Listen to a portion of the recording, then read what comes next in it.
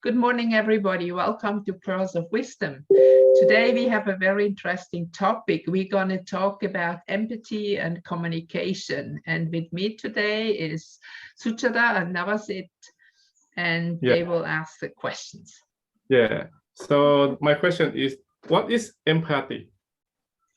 First, look into empathy, yes.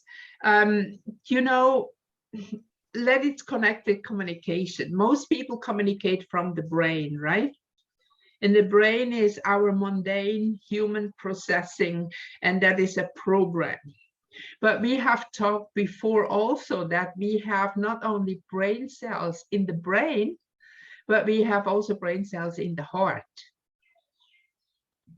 Now, if you talk only from the brain, this is just simple communication. But when you talk from the heart, you come into empathetic communication.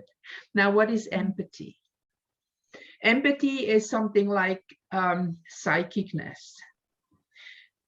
Remember, we are spiritual beings having a human experience. We are not just human beings. So the connection through the heart to our higher or spiritual or divine self is making that is, we can say, psychicness, okay, part of it. There are many other ways, but this is like the moment when we are connected to the higher self, to the divine within. That goes through the heart, and that is actually going through these brain cells in the heart. So the moment you start to meditate, for example, and you start to focus on your heart, and you start to activate the brain cells in the heart, your psychicness wakes up too, because of the connection to the higher self, you receive information that you cannot have if you're stuck in the brain. The brain is just like, it's like a computer. But that the computer works, you need to program it, right? So when we are acting from the heart and through the heart, through empathy, we are acting from our divine self, because now we have many advantages here. One is that the self can see much further than me as an ego. Like me as a human being, I'm limited to my view. Like, for example, if I drive a car, I cannot see behind the next curve. But you remember also the sample, like I would say the higher self is like the helicopter above us. So I turn on my walkie-talkie and talk to my upstairs team and say, hey guys, I need to go to Bangkok and I need to have the best ways to drive. And they say maybe, oh, why don't you stop here and have a nice cup of coffee, because there is a traffic jam ahead. So don't waste your time, And this is the same when you start to work with empathy connected to your heart.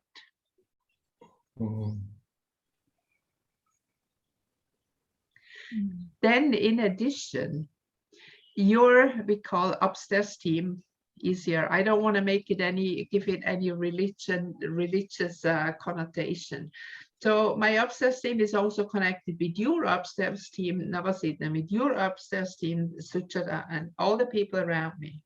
So this is if I need an information or I need to figure out what I can really do and how we're going to proceed, I can ask my upstairs team to connect with your upstairs team to give me information. And that comes in, and that comes through the heart. That is not in the brain, but the brain and the heart, is connected. And see here, we have also the picture just come up. Remember what the church, the Christian church, used as a symbol is a cross, right? Now, when you have a cross, you know, it's like this will be the connection to the upstairs. This is the blockage. Like you have Saturn, you know, the moon below is in the underworld. So if we look at the cross, even if people go to the church and you do the cross, they cut, they kill actually the connection between the brain and the heart. So the whole religious approach, as said before, religion is actually something that is to control you and does not reflect the true teaching of the spiritual masters that have lived on the planet. So once this connection from the head and the heart is here and it's not interrupted and blocked somewhere, then you will automatically be empathetic and all your communication will come from empathy. It depends where you're based on, where you're centered. People who are centered in the head, you can tell these are all the people who are coming from fear because they have the program and react very often. I just wrote about a little bit about that generally we can say that the majority of adults on the planet are acting like 5-year-old children and expecting mommy and daddy, government and teacher and whatever you have, authorities or boss to tell you what to do because they're afraid to make a decision. Because the moment you make a decision, you're responsible. So we have a whole chain of reaction here, and people who are based in fear, they are very much terrified to make decisions. But if you are coming from empathy and you feel also, meaning you have feelings involved, you feel the other person, then you receive information from there, you can make the right decisions. So it's more about feeling. We cannot say more about it. It's the right combination. You know, when you're coming from your brain, from the fear-based, you also have feelings, but this is sometimes really emotional. And again, like, remember when we talk about emotion, energy in motion, these are the big waves on the surface. But when you go deeper down in the water and you have the quietness of the constant flow, these are the feelings. And that is actually what you can achieve in meditation, that you start to feel and not be completely into emotions all the time. Energy is emotion, you know, going like this.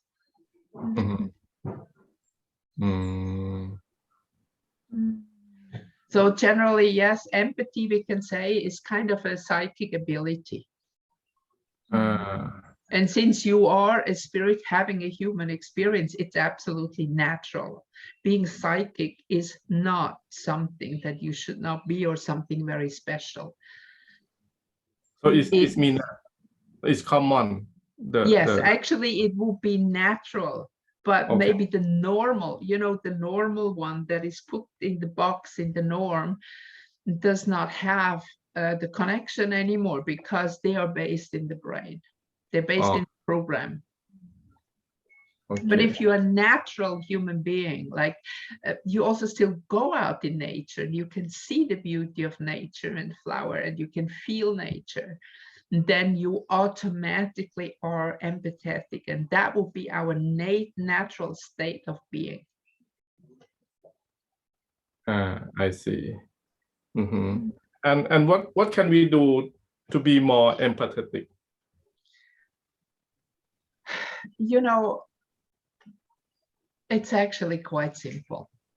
You have to base yourself in your heart. I have a very beautiful little meditation that was actually my very first meditation I learned 40 years ago or longer. And this is very simple. You imagine that inside of your heart is a rosebud or you can say a lotus bud.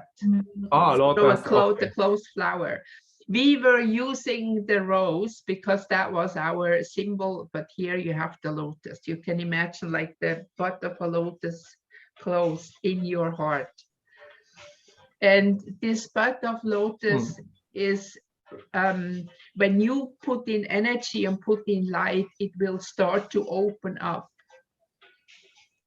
And then when it opens up, it becomes a beautiful pink flower.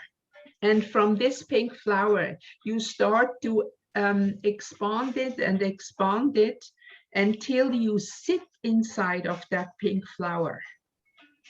That means that you are sitting in your heart. That means that you start to come from the consciousness of the heart instead of the consciousness of the mind.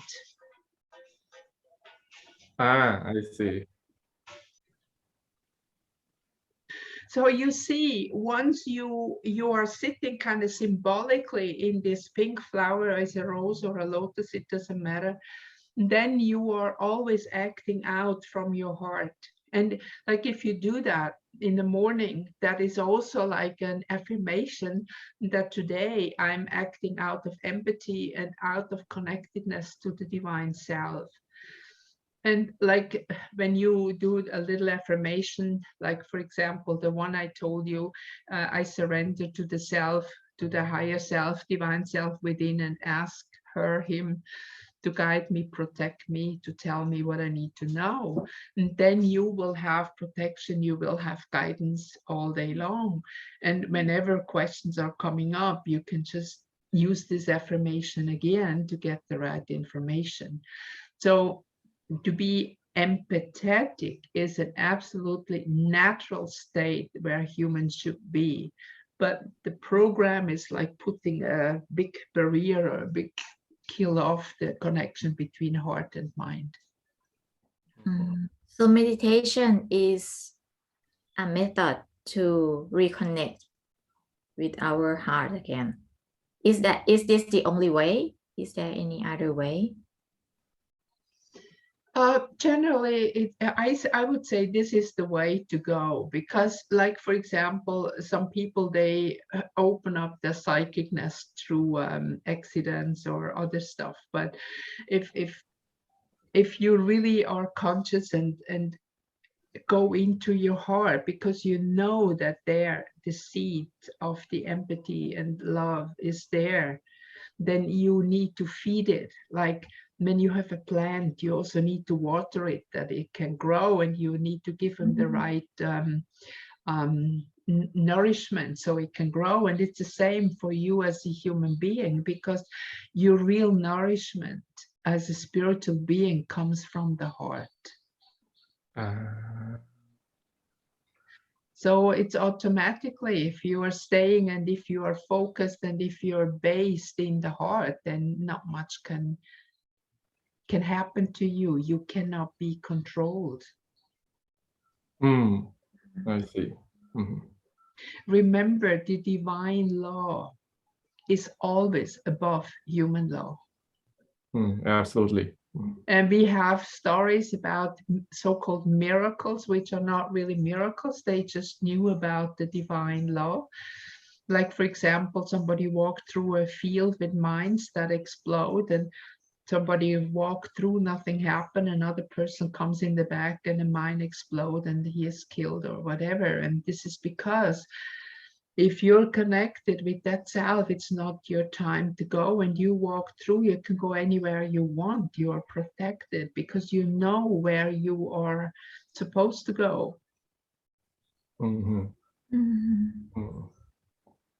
So the more you center yourself, the more you become a natural human being again, the more empathetic, psychic you become immediately. You will have this called sixth sense, that you know what's going to happen, that you know who is going to come, who's going to call. That was my dog scratching and hitting my table. Maybe she has a sixth sense something. No, he just does that as once in a while. And depending where he sits, now I have cats and dogs. I have them all in my office. From my understanding, I from what I heard, from other clips that people try to explain empathy, I understand that it means like we put ourselves in somebody else's shoes. Is this the same meaning? I don't believe that this is true, because you can't. Simply, you can't. You cannot walk in somebody else's shoes.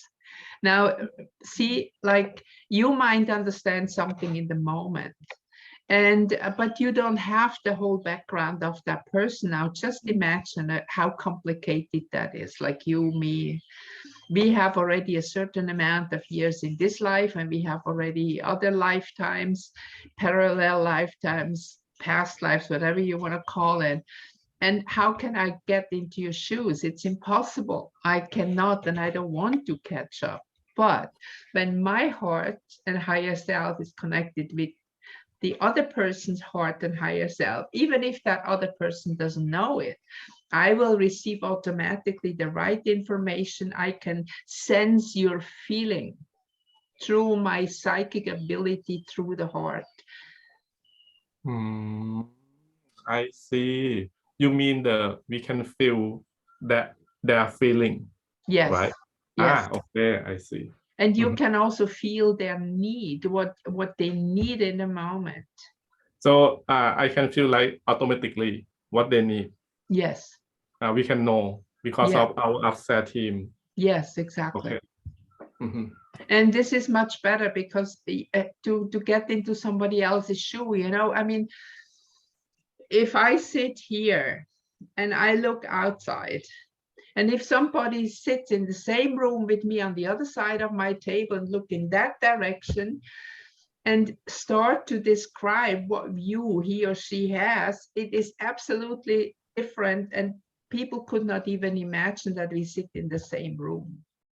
So you can try to get into somebody else's shoes, but that person's there. You cannot really look through their eyes. I mean, there are methods you can do that, but we are not talking about that. We are not talking about hypnosis. We are not talking about all kind of other methods. But like, how do we use empathy in our normal life within our normal communication, right? Yeah. So do we need to use empathy with all of our communication with other people? Does it has to always use empathy? Once you are there, you're connected. It happens automatically. You will always communicate from empathy, from your heart, because you are based in your heart. People are based in their brain. They will always talk about from their ego, from what I want to have, what I want to profit from you, and all this kind of elite thinking, what you are as a slave, what you can give me. But once you are based in the heart, you think in a different way. You don't think just what can I profit. So you think win-win. Okay. You talk to people and you always try to balance and look that both me and you have the most profit and the most benefit of what we want to do about. You mean the win-win situation? Yes.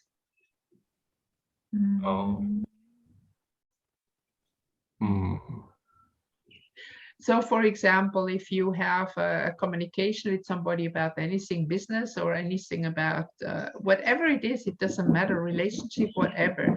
If you come from a position of empathy, win-win, then both will profit from it, and nobody will at the end come out and say, yeah, but you got to profit a lot about this, about me, and blah blah blah, and there will never be any negative feelings. Okay. that you will probably hear it already when you talk, because you don't approach everything with what I can do, but you think about we, and then it's like this balance. Okay.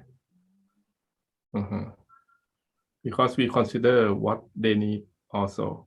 Yes, exactly. So we consider the need of the we and not I. Simple like that. Okay.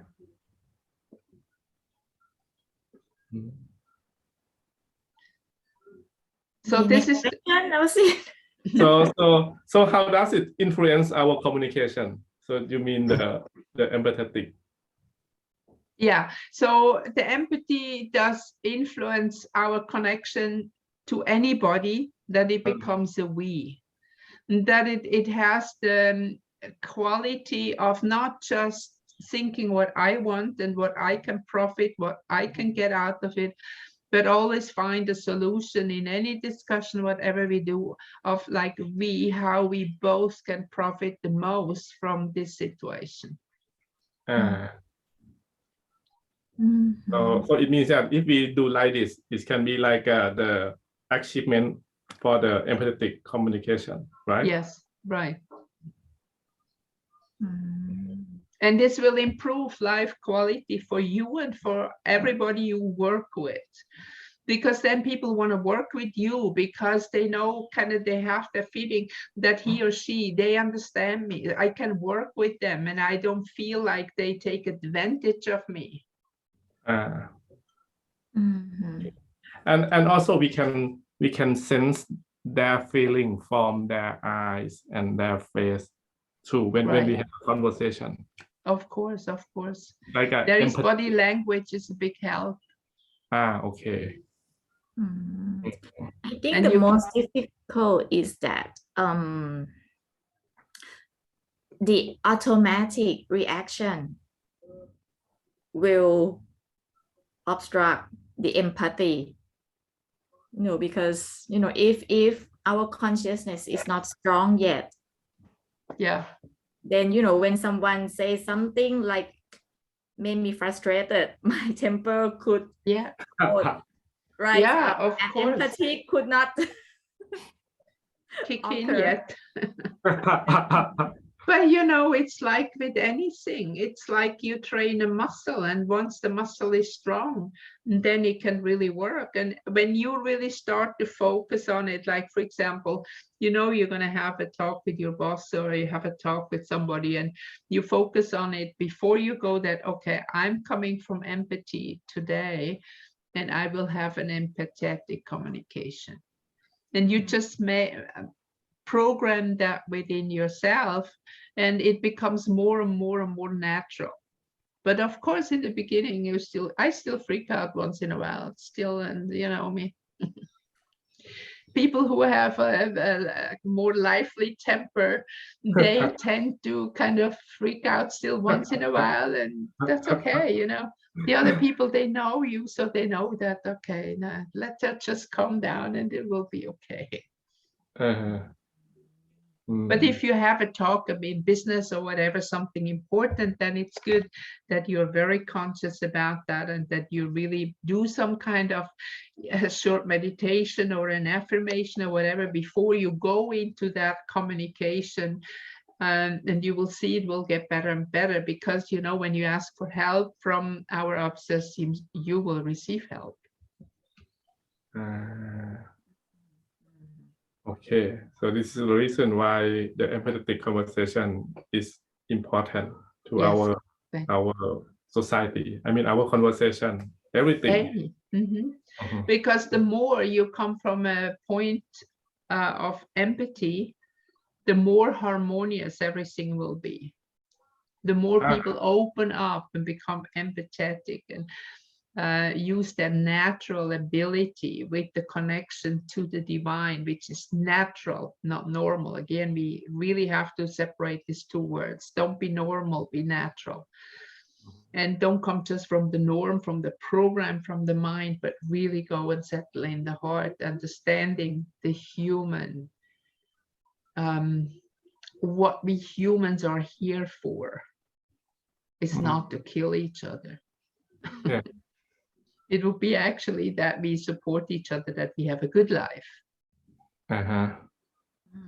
It's true. So from since this session start, I was thinking only about talking, you know, from our side out. But what about the hearing?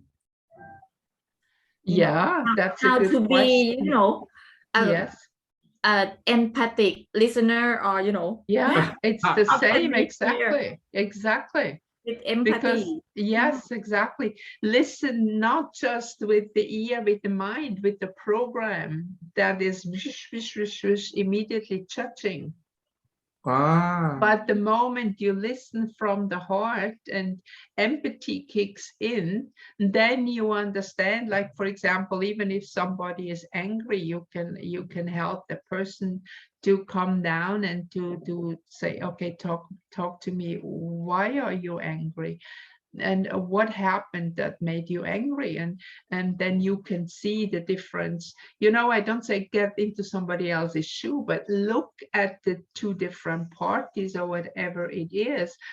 Listen, especially when you're here talking to two different people who fight or who have a quarrel or whatever. And then you can help them to resolve that problem. And depending on what kind of people they are, you can say, okay, take a few deep breaths first now, and now focus on your heart.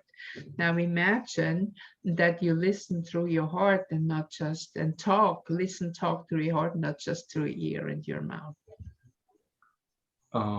Children are very, very good reacting in things like that. And with adults, sometimes it's more difficult. You mean the naive, right? Exactly. I think because they are too programmed. I think we adults, we used to guard. Yeah, of course.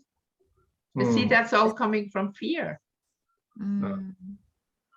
I mean, you have to start somewhere. You start somewhere to make a decision that you want to talk from empathy, that you want to be an empathetic communicator. And communication always is two ways, is listening and talking. And so once you make the decision, you will have opportunities. Okay. And then you start to learn. You start to learn step by step, more and more. And one day you're more settled. So don't beat yourself up if it didn't work the first time, second time, whatever. Always just go back, think about it. Okay, let's get back into empathy, and then go from there again. Wow.